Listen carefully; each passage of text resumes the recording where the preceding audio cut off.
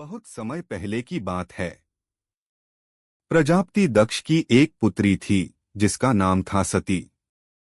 सती भगवान शिव की अर्धांगिनी थीं और उन्हें अपने पति शिव से बहुत प्रेम था। लेकिन उनके पिता दक्ष को भगवान शिव बिल्कुल पसंद नहीं थे। एक दिन प्रजापति दक्ष ने एक बहुत बड़ा यज्ञ आयोजित किया। उन्होंने सभी देवताओं को आमंत्रित किया, लेकिन जानबूझकर भगवान शिव और माता सती को निमंत्रण नहीं भेजा। जब सती को इस यज्ञ के बारे में पता चला तो उन्होंने भगवान शिव से वहां जाने की अनुमति मांगी।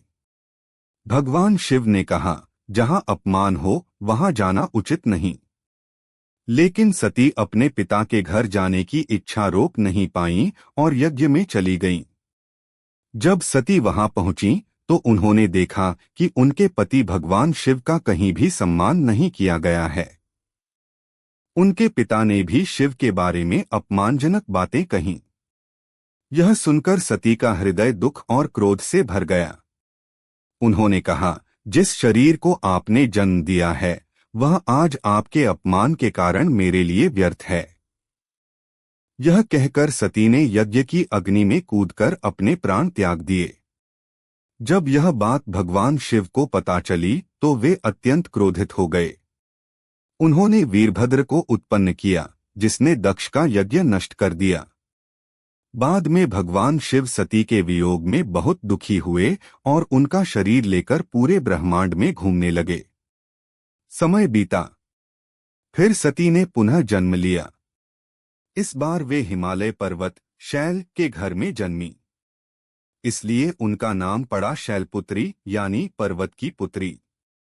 मां शैलपुत्री बचपन से ही बहुत शांत, सरल और दिव्य थीं।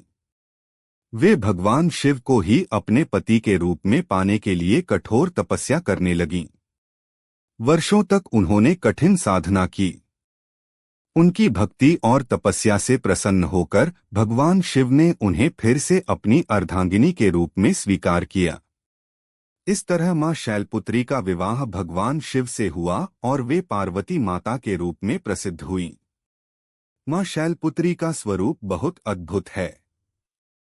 वे वृषभ बैल पर सवार रहती हैं। उनके एक हाथ में त्रिशूल और दूसरे हाथ में कमल का फूल होता है।